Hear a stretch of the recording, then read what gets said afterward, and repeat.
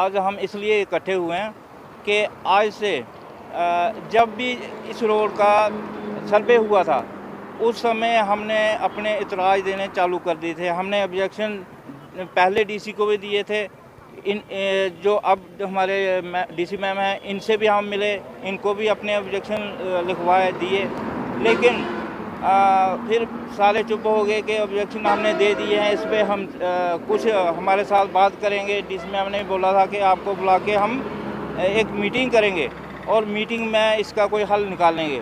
तो आज तक कुछ नहीं हुआ, लेकिन जहां वो जब पहले सर्वे हुआ था उसी सर्वे के हिसाब से जो आगे दुकानें तोड़ने, अभी तक जहां किसी को कोई पैसा नहीं दिया, कोई पैसा फिक्स नहीं किया, क्या रेट देना था क्या नहीं, लेकिन जहां के लोग पैसे की तरफ नहीं देखते हैं, वो चाहते हैं कि हमें कोई पैसा नहीं चाहिए, चाहे जितना मर्जी पैसा दे, पैसा हमें नहीं चाहिए, हमें सिर्फ दुकानें चाहिए। जहां जितनी भी दुकानें हैं सब ने कोई ना कोई लोन ले रखा है, बिना लोन के नहीं है, सारे बेरोजगार लड़के लोन लेके दुकानें कर रहे हैं, बिजनेस कर रहे हैं।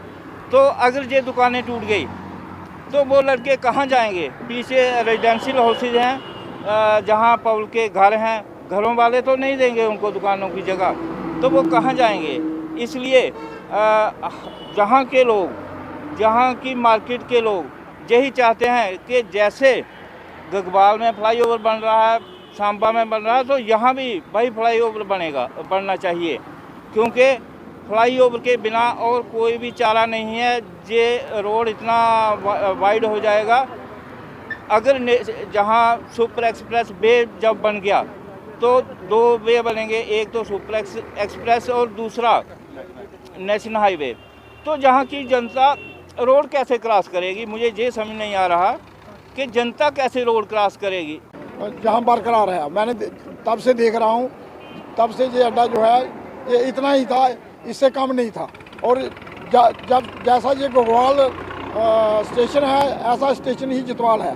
तो जब घोगवाल में अगर फ्लाईओवर बन सकता है तो मेरी राय में जितवाल में भी बनना चाहिए। गवर्नमेंट ने जो रेट फिक्स किए हैं, जब से गवर्नमेंट ने प्रोसेस शुरू किया है तब से हमने ऑब्जेक्शन फाइल किए हैं कि जहाँ अड्डा जो है वो टूटना नहीं चाहिए, दुकानें जो रहनी चाहिए, बरकरार रहनी चाहिए।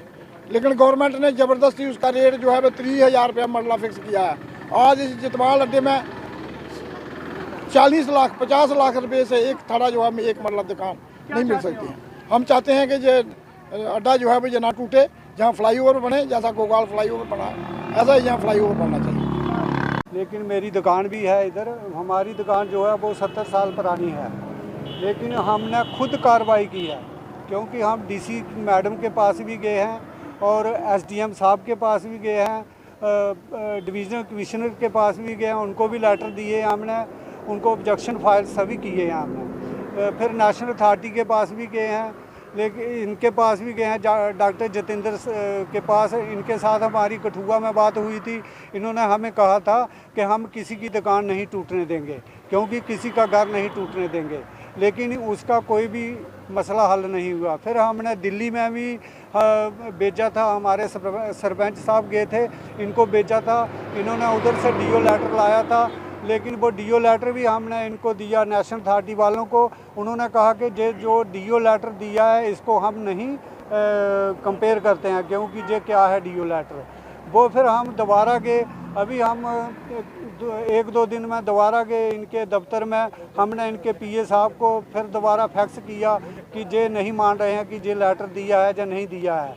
तो जो हमारी यही डिमांड है कि इधर फ्लाईओवर होना चाहिए और जितने भी हमारे दुकानदार भाई हैं वो खुशी से रह सकें, क्योंकि इधर सभी जो हैं वो बेरोज़गार हो जाएंगे और नशा जो है वो ज़्यादा बढ़ता जाएगा। इसलिए अगर काम में लगे रहेंगे तो थोड़ा बिजी रहेंगे, अगर काम नहीं लगे रहेंगे तो फिर थोड़ा दूसरी साइड में चले जाएंगे। ये आपका संघर्ष कब तक जारी रहेगा? हमारा संघर्ष जो है तब तक जारी रहेगा जब तक हमारा ये डिसीजन नहीं होगा इधर फ्लाईओवर नहीं देंगे, क्योंकि हम एडमिनिस्ट्रेशन के साथ भी यही कहेंगे, उनको भी यही कहेंगे कि हमारा संघर्ष जारी रहेगा।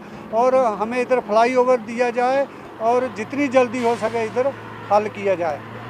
हमें कुछ नहीं बताया गया था, बस यहाँ पे सीधा आते हैं और बोल देते हैं कि दुकानें खाली करनी है, तो इससे ज़्यादा कुछ नहीं। हमने ऑब्जेक्शन लेटर जब आया तब हमने रिस्पांस दिया था। हम वहाँ पे गए, हमने ऑब्जेक्शन लेटर दिया था फरवरी 2021 में। वो उसके बाद हम लगातार 2-3 बार ऑब्जेक्शन लेटर दे आए हैं। हम डीसी मैम से मिले हैं, एडीसी से मिले हैं, डिपकॉम से मिले हैं। एक बार तो गडकरी जी को हमने ईमेल भी किया था, तो उन्होंने रिस्पांस ये दिया था कि हम देखेंगे इस बारे में। डॉक्टर साहब से भी बात की, उन्होंने भी यही कहा कि देखेंगे। सर देखेंगे सभी कहते हैं, पर देखता कोई नहीं है। क्या मैसेज रहेगा आपको? सर मार्केट बचनी चाहिए, किसी भी हिसाब से मार्केट बचनी चाहिए। फ्लाईओवर दे दें तो सबसे बेस्ट रहेगा। अदरवाइज़ हमें लैंड के बदले लैंड दे, पर लैंड ये ना हो कि कहीं कोने में जाके दे दें, वो कोई मार्केट प्लेस में ही दे हमें।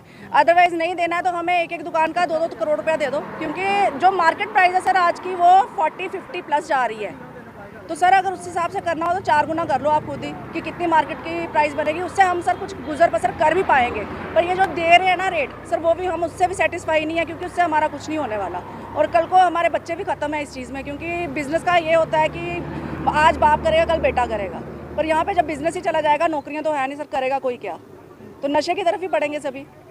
तो सर सभी बेरोज़गार हो जाएंगे। बस आ जाके एक ही डिमांड है सर, फ्लाईओवर दे दिया जाए तो हम सभी खुश हो जाएंगे।